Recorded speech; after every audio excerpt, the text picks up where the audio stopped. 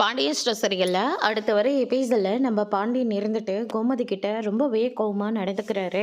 நீ பண்ண ஃப்ராடு வேலைலாம் பத்தலையா? இப்ப வெளியே போயிட்டு வரேன்னு சொல்லிட்டு ஒரு வார்த்தை கூட சொல்லாம உன் பாட்டுக்கு கிளம்பி போயிட்ட. இதோ நிக்கிறாங்களே பெரிய மனுஷங்க 2 பேரும்.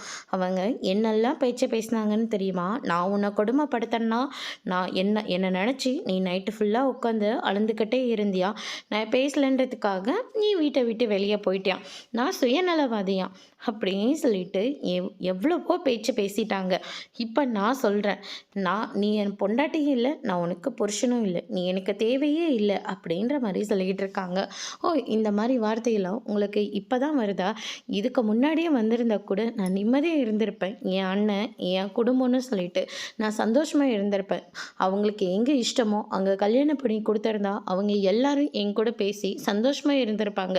உங்களை நம்பி வந்ததுனால இப்போ இத்தனை பிள்ளைங்களை பெற்று கடைசியில் இப்போ வந்து இந்த மாதிரி ஒரு வார்த்தையை சொல்லிட்டீங்கல்ல, இனிமேல் நீங்கள் என்னங்க என் கூட பேசுறது? நானே சொல்கிறேன், நானே உங்கள் கூட நான் பேசுறதில்ல அப்படின்னு சொல்லிட்டு நம்ம கோமதி வந்து சொல்லிடுறாங்க. பாண்டியன் இதை கேட்டோன்னு ரொம்பவே ஷாக் ஆகுறாங்க. அதுக்கடுத்ததான் நம்ம செந்தில்கிட்டையும் கதிர்கிட்டையும் போயிட்டு, நான் மனசாட்சி இல்லாதவனா? நான் சுயநலவாதியா? இங்கே பாருங்க, மனசாட்சி இல்லாதவன் தானே நான் கஷ்டப்பட்டு உழைச்சது. உனக்கு 10 லட்ச ரூபா, அவனுக்கு 10 லட்ச ரூபா, இன்னும் ஒரு வாரம் தான் டைம் கொடுக்குறேன். அதுக்குள்ளே என் 10 லட்ச ரூபா பணமும் ஆக மொத்தம் 20 லட்ச ரூபா பணம் என்கிட்ட வந்து சேரணும் அப்படின்ற மாதிரி சொல்கிறாங்க. அதோடு இன்னைக்கான பிரமோ முடிச்சிருக்காங்க.